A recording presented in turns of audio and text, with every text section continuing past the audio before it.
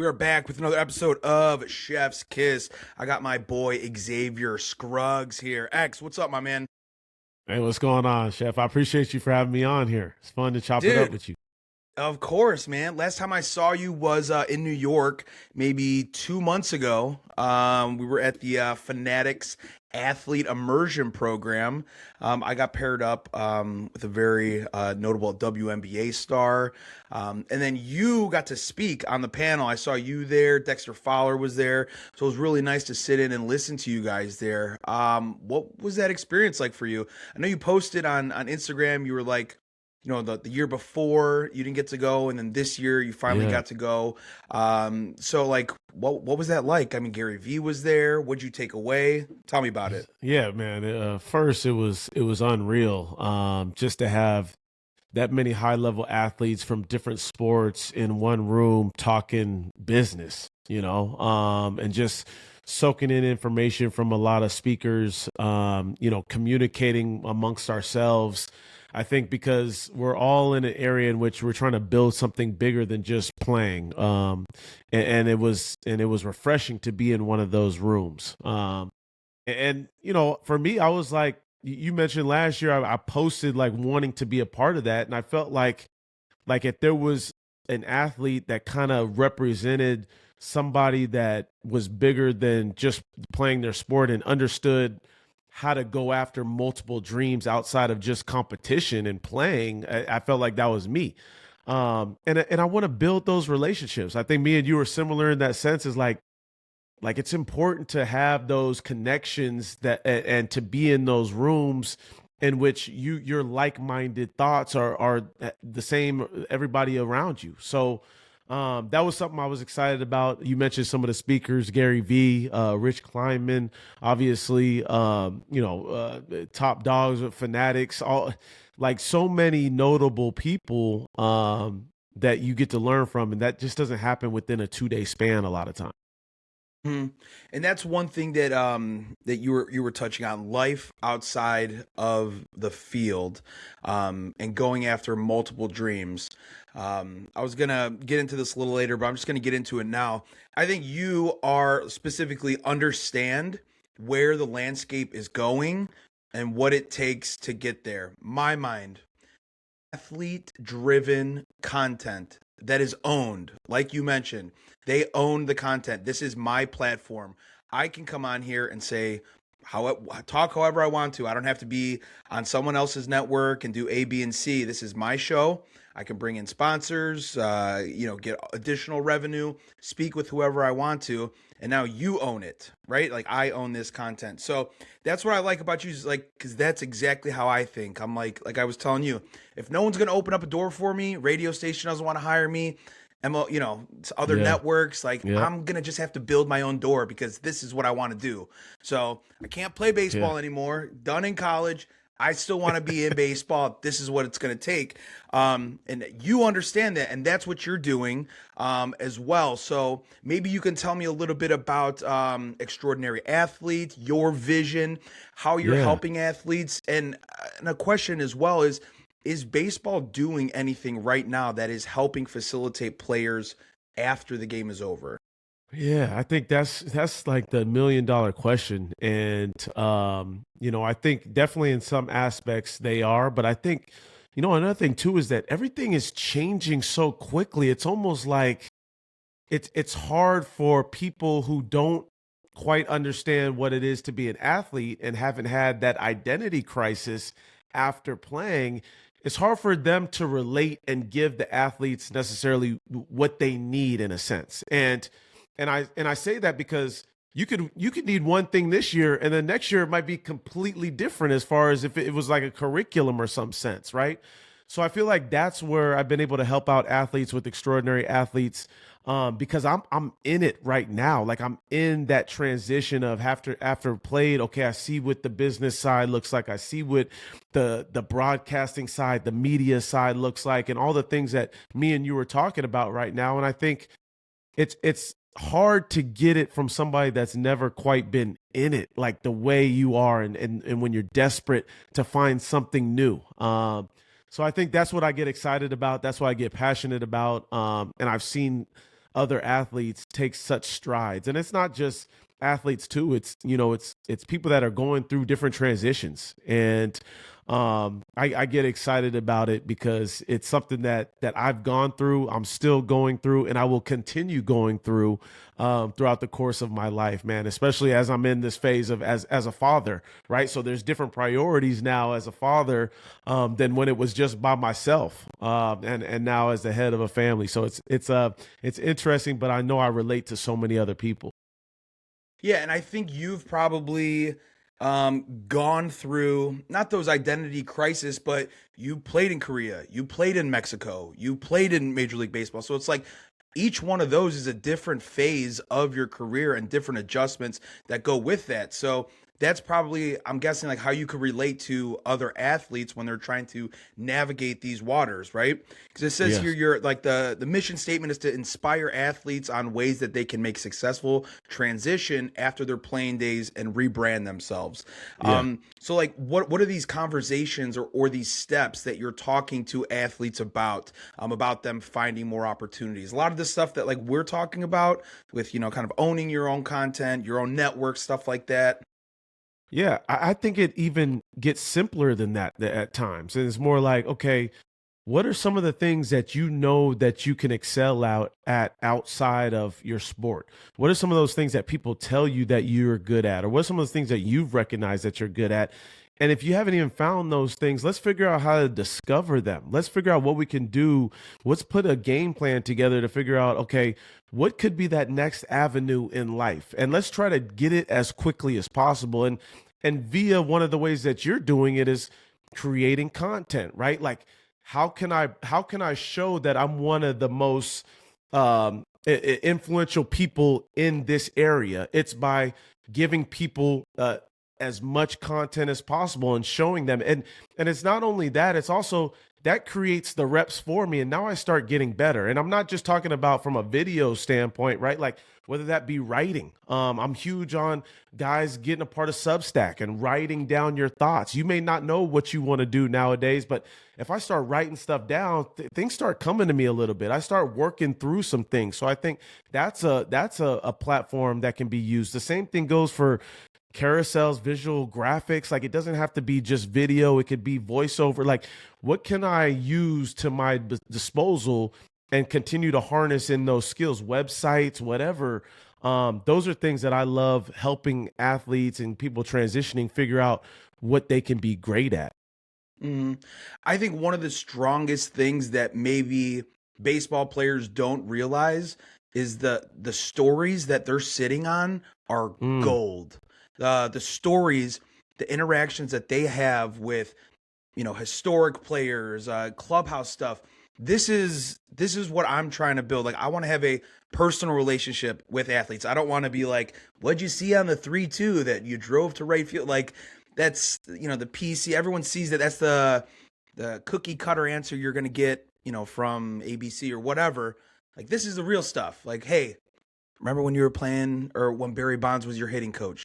Tell me right, about this. right. Like that kind of stuff. And it's not even like not like groundbreaking, but you don't gotta be like super entertaining or whatever. Like you are just in those locker rooms. These are stories, especially a sport like baseball, that I think has a lot of Yeah. nostalgia. You know what I mean? Where we Yep. honor those older athletes, we honor different eras of the game. Where it's like you're just sitting on gold. Like you have these stories. How can we put it out there and just make it look nice and entertaining? Like you got it all. The formula's right there. So I think that, You're and like right. you're big into storytelling too, right? That's a word, man, because I think even myself, I battle like continuing to tell stories, right? And I know it can be a strong suit of mine, but at the same time, it's like, man, like, is this the right story? Am I talking too much about myself? Like, but I think I've found a comfort level, and even with like my regular TV stuff, to where I almost want to have that vibe to where we're just chilling, talking in the clubhouse. Like, we spend more time in the clubhouse or locker rooms or whatever areas before you go out to play than you actually do on the field or on the ice, on the court. So like, why not continue to use that? And I think that's where people really relate, because those stories end up having impact, and they're things that not a lot of other people go through at times. So it's really cool that you say that, because I think it's something that even myself, I'm still trying to pull it out more and more, because I know how valuable it can be. And I think that can be that can go with anything in life. It's like anything we go through, if we have a story to tell about it, like that's going to be it's going to be something that is going to be compelling always. Hmm. Yeah, and that's what I try to like. I try and be a very good storyteller, whether it's adding music and jump cuts and all that kind of stuff. Hmm. Like I'm not there personally, but if I can flourish that into a visual medium for people to Hmm. appreciate, I want to do that. I love this Yeah. game. I love the history. I love the stories. I love the wisdom that is passed down from generation to player to coach to manager to whatever. So yeah, man, I love the vision. I understand. Kind of on the same wavelength with that. You know what I mean?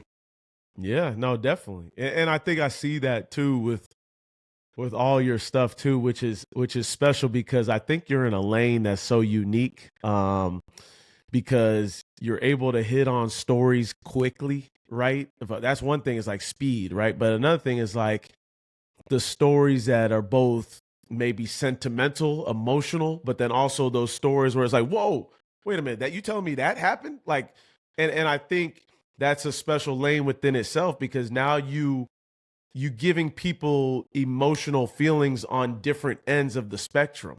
And Hmm. people are, it's really hard to do that, right? Like it's really hard to grasp people and give them different versions of different stories. And I think that's what's cool about your stuff too. X, you ever see the show Jackass? Do you remember that show? Yes, yeah, yeah, So absolutely. the executive producer, his name is Jeff Tremaine, and he had a formula that I fell in love with. And it was, if you watch the Jackass, it's like grotesque, intense, break your arm, followed by a heartfelt something, followed by Yeah. a prank phone call that's funny, followed by this. Like it, that is my content mix. Yes, like you said, both ends of the spectrum, you're gonna get everything because I, as much as people say like, oh, you should have a niche and attack that. Like, I am the niche. Like, I am Mm, the brand. yeah, If you mess with me, you mess with the brand. Like, this is what it is, all yeah, encapsulated. I don't need 50 pages for you to. Here's my baseball stuff. Here's right, my Phillies stuff. Here's my Cubs. right. Like, this is it. This is where you come for all that. So that's kind of the formula that I Love it, have love it. adopted because it's, you know what I mean. You get a little bit of everything. I might It's scare huge. you away with provocative headline or whatever, but then I'm gonna win you back over with some heartfelt stuff. Yeah, I love that, man. I think that's huge. Yeah. X, we got the World Baseball Classic coming up here in just over 40 days, man. Yeah. You've played in Korea, you've played in Mexico. For a lot of fans here in the United States, they don't understand what the fans are like there, what the energy is like. Tell me a little bit about that, and do you see the same vibes in the World Baseball Classic?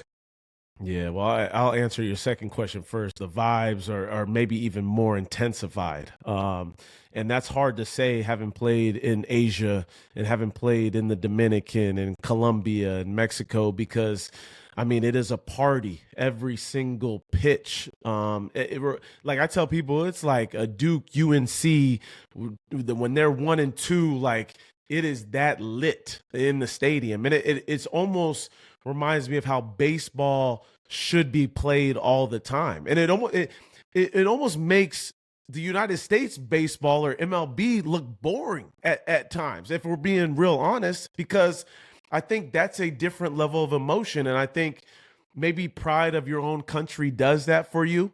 But at the same time, man, it's probably the most special baseball that we get to see, because we don't have the Olympics, right? Like baseball has not done the Olympics so in a while. So it's like this is that for us. And when you start to see guys like Otani that want to be a part of it, instead of like guys bowing out, right? Like we see Paul Skeens and School being a part of it, like guys that have yet to get that big dog contract. That tells you something about how they feel about the WBC. having played over in these different countries, I think what you notice is it's a way to let out emotions from a stressful world that we live in, right? Like we get to let that stress out and just be joyful at these games, and I think that's what you'll see here at the WBC. Yeah, like I we obviously both have a passion for baseball. I love it. But if we're being honest, baseball can be very boring. There's a lot of numbers. It's a thinking man's sport. It's not a lot too much of excitement. So yes, like when I saw cheerleaders, I'm like, they got cheerleaders, like cheerleaders in baseball, and they're on top Yeah, of the yeah, dugout and they're getting people, and they got the vuvuzela, like that, like I want to make like a shirt. This is like make baseball fun again. You know what I mean? There's the yeah. old heads who kind of think like, act like you've been there before, but like everything's evolving, right? Everything's evolving. If you want to Right. bring in a younger, newer fan base with swag and excitement, like you need to embrace these kind of things. The bat flips, the pitchers Yeah. excited, like those are the highlights that people are going to turn to and be like, "Oh, this is exciting." And that brings me to this question because I think there's only a few opportunities in the year or in the couple of years where you get a chance to capture a larger fan base. And the World Baseball Classic, because it is country pride and not team pride, right? You're going to Yeah. see, Boston guys with a Judge jersey. I mean, maybe not, but if it's got a USA on it, like this is USA, baby. Like this is Yeah. we're going to rep the whole This is squad here different. because it's country over team. So we have an opportunity to capture a larger audience, and that's always what I want to do is elevate the game of baseball and promote it. How can we do that during the World Baseball Classic? Man, I think a lot of it is just celebrating the stories of these guys. Like, I think we can go deeper into the stories of these guys that come from different areas. Maybe they're not going to be major league players, but like, do you remember how captivating it was hearing about the stories? I think I want to say it was it Great Britain or I'm trying to remember, but they were like, these guys are like construction workers. Czechoslovakia had a team. Yes, I mean these teams like the guy's not even playing baseball most of the year. Like I think that is what's like shows how unique our sport is, right? And how much people want to be a part of it. I think the same thing going for just highlighting, individual stories too. Because as we mentioned it early on, the storytelling is everything. And the more we can tell those stories, the more people want to get involved. And it can be from different markets. Another thing too is like the brands have so much influence as well. Like you think about Bruce Bolt now that the kids are wearing the batting gloves, $80. We got parents paying for $80 batting gloves. With a But, two but dollar there's swing. something, yeah, yeah, yeah, but there's something behind the brand's influence that is becoming extremely important. So as we see brands continue to impact our sport, like they have the voice to really tell some of these stories. They have the ability to attract some of these different younger audiences and say, wait a minute, baseball, that's dope. Like, oh, I can wear the pink batting gloves and with the pink Evo shield with the leg guard, all that stuff. Like it actually brings something different to it. And there's different influence when it comes to stories and some of these brands that are now some of the older ones, like the Franklins of the world, but even some of the newer ones that have a voice now in this game. Yeah, and it doesn't fall on players, but they even elevate it. Jazz has Yeah. got, I think it's called like Axia or something. Those gloves that look like an Yeah. ice cream cone. Aria. Yeah. Aria, Yep. yeah, it looks like an Yeah. ice cream Shout cone. out to Like, yeah, Aria. Yeah. yeah. Shout out. That's the kind of stuff where it's like, dude, that is awesome. That merch is cool, or that gloves, whatever. Yeah. Um, but yeah, that's just another way to make the game cool again, right? Yeah. We have a new generation of players coming up too. And I think they see not a responsibility necessarily, but they see an openness now to where like, okay, I can do some of these things that maybe weren't quote unquote allowed in the game, right? Like I can be a rapper and I can be a great second baseman.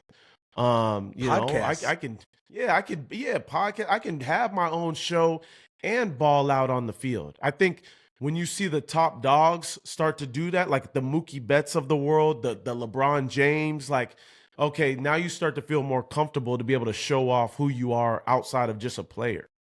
Yeah. And that's in order to get people to care about you, you need to know the story, right? That's how I've gotten my wife to get into baseball and stuff. Mm. That's Livy Dunn's boyfriend. Yeah. He pitched here, and he pitched at Air Force. That's Like, good. oh, like you got it, tell the story, like why this is exciting. He plays for this team. They didn't like each other. They got into a fight in fantasy baseball or fantasy, Yeah. like got to kind of tell that story. You think this is one of the best U.S. teams we've seen recently? I think from the pitching aspect, it's got to be one of the most impressive. I'm Yeah. very excited to see this team. Not hating on any previous teams at all, but when you go and look at this roster, top to bottom, it looks pretty stacked. Yeah, no, and I think there's different elements of scoring too, with speed, power combinations.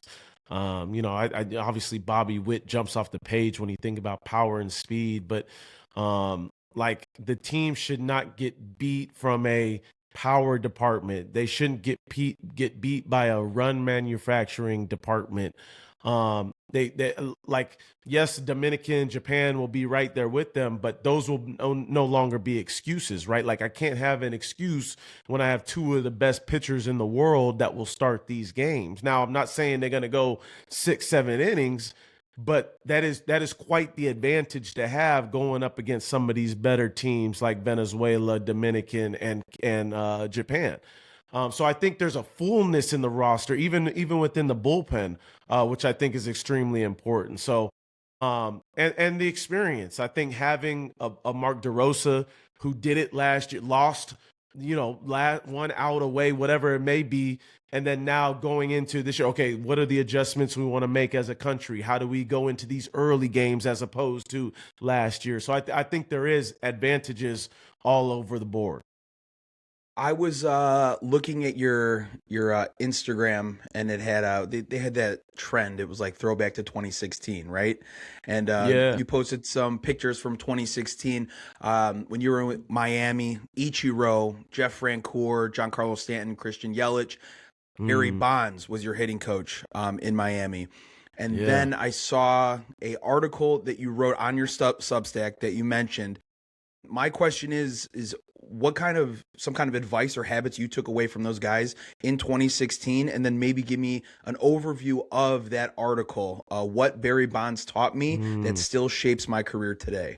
Yeah, I think specifically about those guys is that like greatness can be found within anybody, right? Like at that time, we didn't know Christian Yelich was going to be Christian Yelich. We didn't know Marcelo Ozuna was going to be Marcelo Ozuna. The same thing going for JT Real Muto, who's been a staple catcher in this game for a long time. Jose Fernandez was on that team as well. Like, so it's almost like sometimes you look around and you almost forget that you're surrounded by greatness, even in the big leagues at times. And greatness is developed. It's not always like right in front of your face. It's like, yo, guys continue to get great over time. And I think that goes for any industry, anything. It's not just sports. So I think that's something that I really took away is like, okay, greatness is something that it can be developed, but it's also sometimes you got to look around yourself, be in the moment, and realize what you're surrounded with. The second question you asked me about Barry Bonds, I think taking away this idea that you know he was an amazing teacher, and I think he gets kind of a bad rap because he does things his way, and I think the best of the best of the best have their own unique way of doing things. But if you can put aside all of the negativity, if you can put aside all of the things that don't really matter when it comes to the teaching aspect of things, that's where you can really take away gold. And I think just hearing him talk about like telling myself, don't try to do things like I did. Don't try to do things like some of the great of the great do. Like find what's best in you and exemplify that, like excel that, take that to the next level. I think that's something that I took away from that. I think another thing is that like don't feel like you have to just think the same way as everybody else out on the field. Like there are certain skills and certain things from a mentality standpoint that give you an advantage. And to always be reminded to use those as well, because the best of the best, they think differently. They have a different approach. They have a different perspective when it comes. So I think those are a couple of things that I took from him. I took the hitting stuff.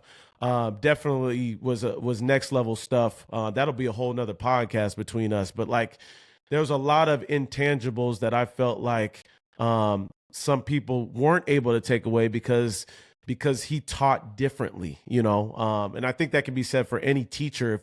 If you don't necessarily fall in love with their teaching style, that can almost deter you from actually taking away the real lessons.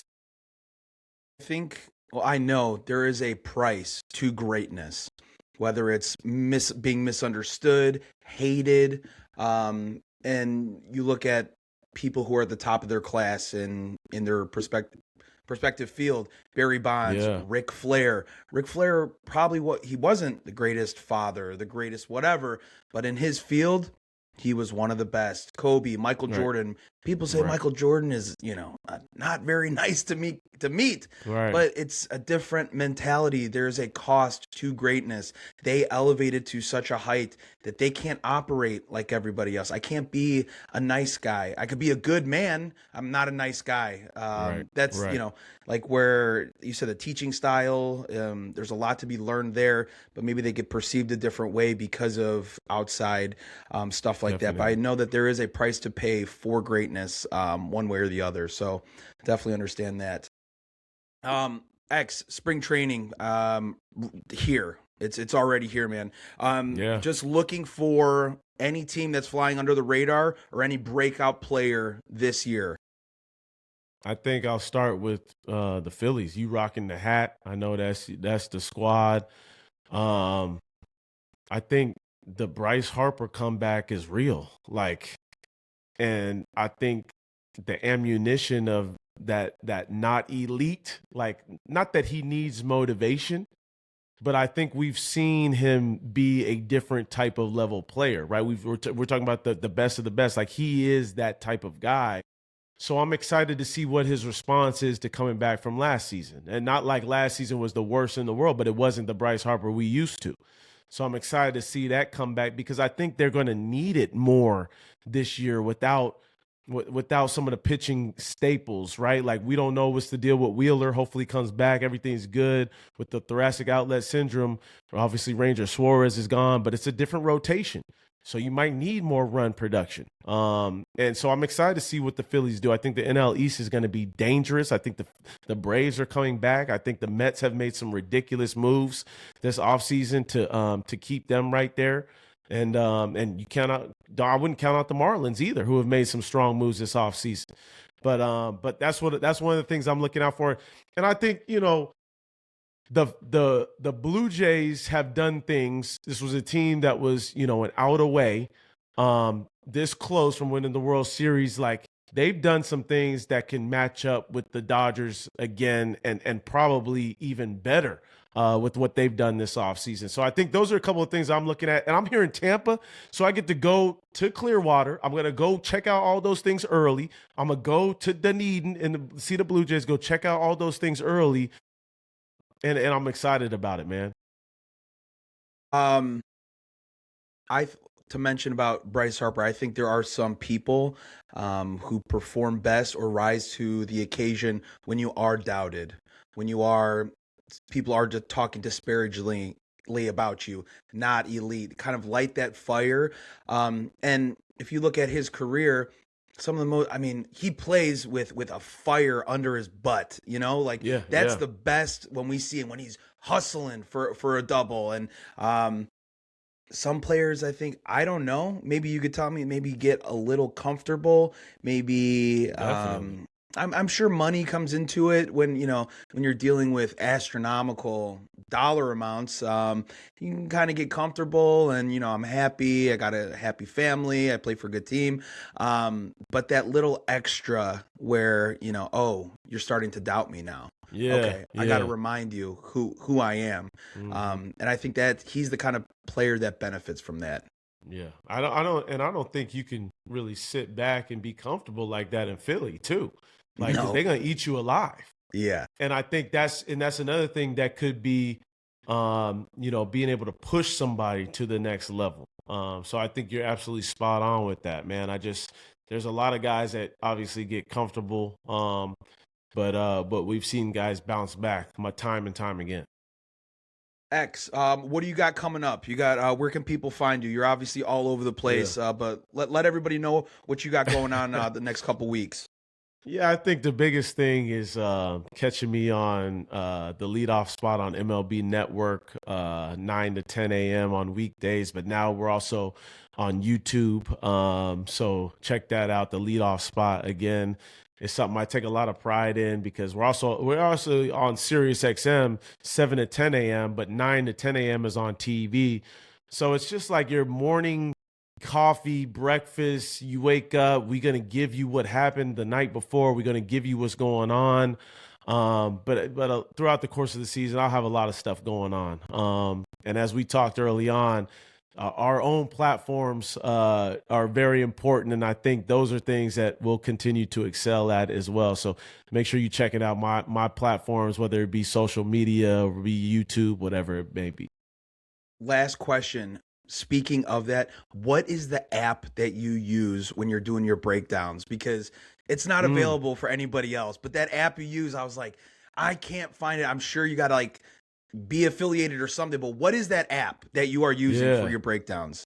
Yeah, that's the Apple Dugout app. And it's literally the app that the players are using in the dugout in real time. And I think that's one of the biggest reasons why you can't access it unless you maybe within broadcasting or affiliated with the team.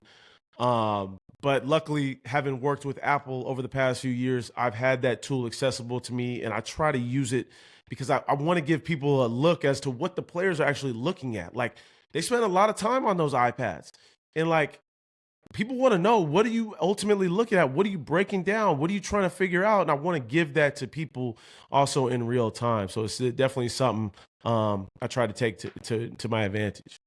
No, it is. That's the kind of stuff that people tune in for that you're not going to get on other networks, especially young athletes. Why am I Mm, stepping in the bucket? Why am I dropping my shoulder? You yep. posted Kevin Kiermaier. Like you have no excuse on not getting better every day because the tools and the resources are there for you to use. I'm on your feed. Here's great information if you're a young player. Yeah. So great job with that, X. Stick around after we quit. I just want to make sure everything is uploaded. But again, thank you for joining me today. I appreciate it. Xavier Scruggs, the man. We'll be back with another episode next time. Thank you, X. Appreciate you.